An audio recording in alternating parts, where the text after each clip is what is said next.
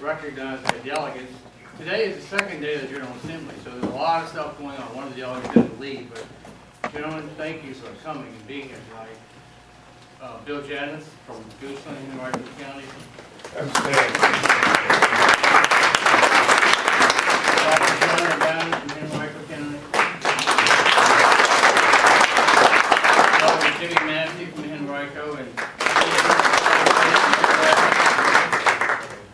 Bob Marshall from Northern Virginia, Delegate Marshall. Dr. Kathy. Have I missed any other delegates? Some people here. And you go. Right, I'm sorry. Northern Virginia, you go. And you go. We'll get you the next one. Todd Gilbert. Todd Gilbert from Shenandoah. I'm from the country.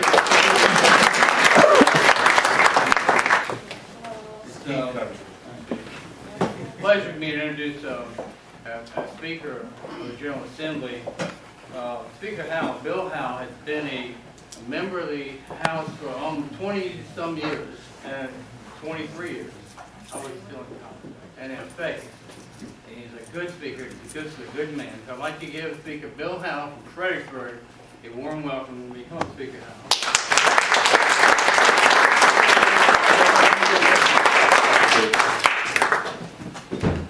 Thank you very much, Don. Thank you, Bishop West and Dr. Husband. I really appreciate the chance to come and just share with you a little bit about what we're doing and how it impacts your lives.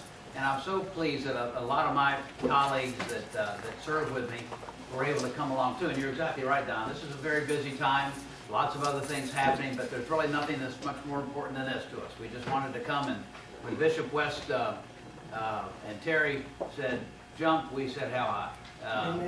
We've got a lot of issues that go on down in the General Assembly session that impact the family, that impact the way you live, that impact your lifestyle, that impact your income, what you can do for a job, your education. We deal with all of those things.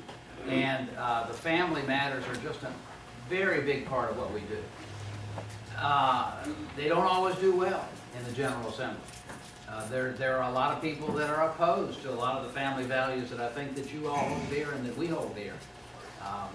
There are bills that routinely get killed, and you may say, now why did that bill get killed? What's so wrong about protecting the life of the unborn? What's so wrong about saying that abortion clinics have to be regulated just like hospitals or just like medical centers?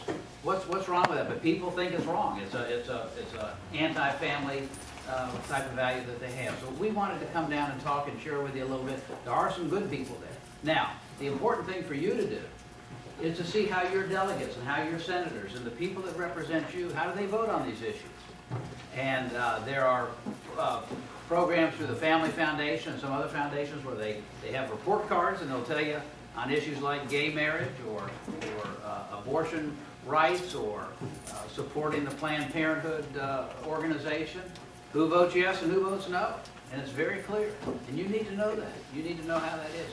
What I'd like to do, if you give me just 2 minutes, is ask my people that came tonight if they had something they wanted to say. I know that Delegate Massey has an issue that he wants to talk to you about, and it's something that ought to interest you. But Delegate Marshall, Delegate Hugo, Delegate O'Bannon, Delegate Janice, Delegate Gilbert, if you all have anything that you want to come up and say, I know they'd like to hear from you, see what they got to say.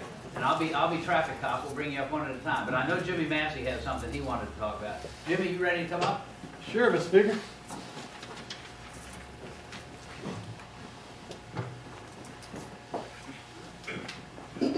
Thank you very much, Dr. West. I'm excited to be here tonight. I felt like the gentleman saying the children are our future really set me up. I mean, that's what I'm about. If we don't do a good job with all our children, black, white, green, African, whatever, our future is doomed. So the children are our future.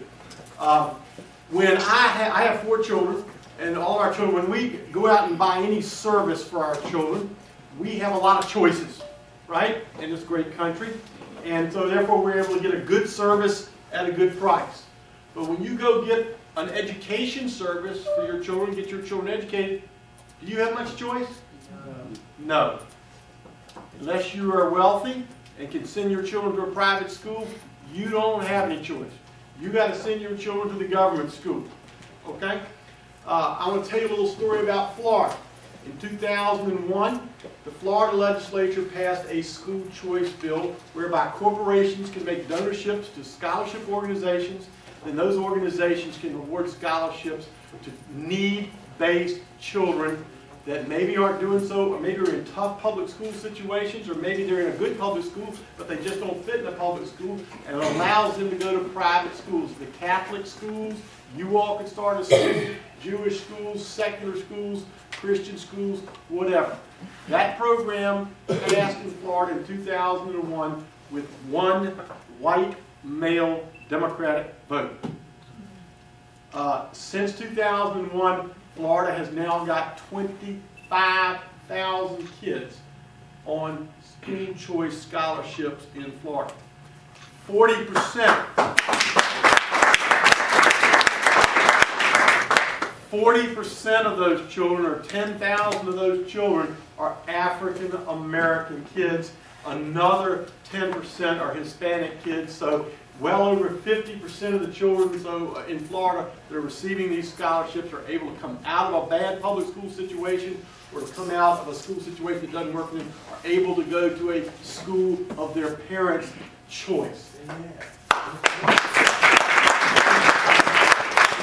In 2010, that bill in Florida was expanded. This last year in Florida, it was expanded dramatically, and a majority, where one white male Democrat voted for the original bill in 2001, a majority of the Democrats voted for the bill in 2010, a majority of the African American caucus, 100% of the Hispanic caucus voted for the bill. They expanded dramatically who could give and who could receive. It works in Florida, and that's what was proven in Florida.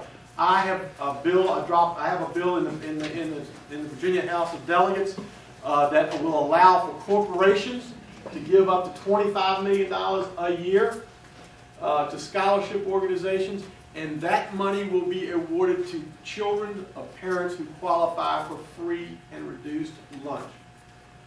It will, in the city of Richmond, it will provide scholarships in the neighborhood of $5,000 to $6,000 a year. Anybody can apply, and then you can choose.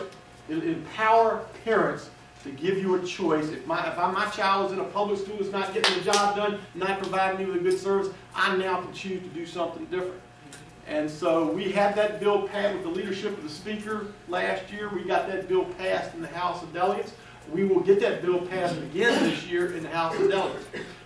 We had 3 Democrats in the House of Delegates last year. Delegate Morrissey, Delegate Algie Howell from Portsmouth, who's a co-patron with me on the bill this year, and Delegate Joanna. Where we're running into trouble is in the Senate. The Senate is dominated. There's 22 Democrats over there. It's a Democratic majority over there. And quite frankly, I will tell you that we need some African American inner city legislators to support this bill if we're going to get this bill passed. I think we're sitting here in Senator Marsh's district or Senator McEachin's district. If you all are aware of them, lobbying them, I've got copies of the bill up here you can look at, but I need you all to get your churches fired up, get out and lobby Senators McEachin and Senator Marsh and get this bill passed. We are one vote short in the Senate. And yeah. Yeah. And let me tell you, if you poll this issue in your area, I promise you 70% of the people in here would support it. And you were asking me, why can't you get a bill passed that 70% of us support in here? And the issue is the teachers' union. They don't want you to have a choice. They want to have a monopoly. That's right. I'm an old athlete. I'm a business person. I'm a politician. I hate competition. I'd like to have a monopoly in all 3 of those areas. But I promise you, competition has always made me better in all those areas. Even though I don't like it, it makes me better. And so I need you all's help in getting the attention of those African American legislators in the inner city to get this bill passed. Because 70% of you want it. The teachers union doesn't want it. The teachers union is a big part of the Democratic coalition. So I need you all's help on that. And that's I passed out a little, most of y'all have this on your table. We're going to have a lobby day at the state capitol on February 10th. It's going to be School Choice Day.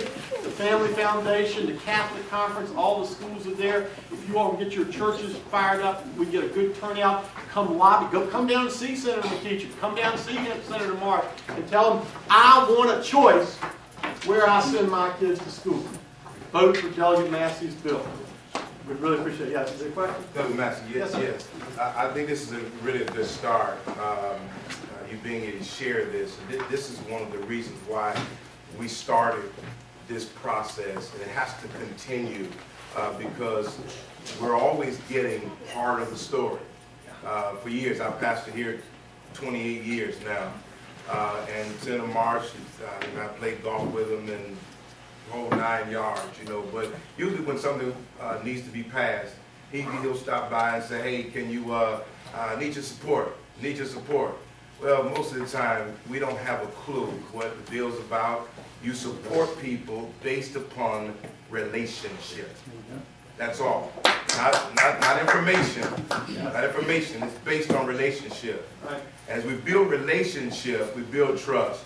And trust allows us information, education. We preach this all the time. We've, Jason, hey Jason, Pastor Whitehead and a couple of persons who worked with this last campaign we were on have been meeting since that campaign quietly, talking about how to educate the voters in the 3rd Congressional District that we've pretty much, the Republican Party, has given up on, saying, well, that's Bobby Scott's district. And we say, no, it's not his district, it's our district. We have to teach this district what, why they're voting, what they're voting about. And so this helps us. We have to keep hearing more and more why it's important. It didn't happen until one Democrat voted with the bill. And then the next time, after seeing the outcome of that vote, more came on board. Well, the same thing can happen in Richmond. It's going to happen in Richmond, but it starts with tonight. And so I want to thank you for being here and sharing that. I'm going to thank you very much. I'm going to hand out some information on this bill. I'd like to have every pastor take one. It's got my card on it. And we're going to win this battle because the fact, just like in Florida, one Democrat voted for one, now majority. So when we get the facts out, when you all understand what the facts are, we are going to win. I just want to win sooner than later because I want to help the kids. Okay?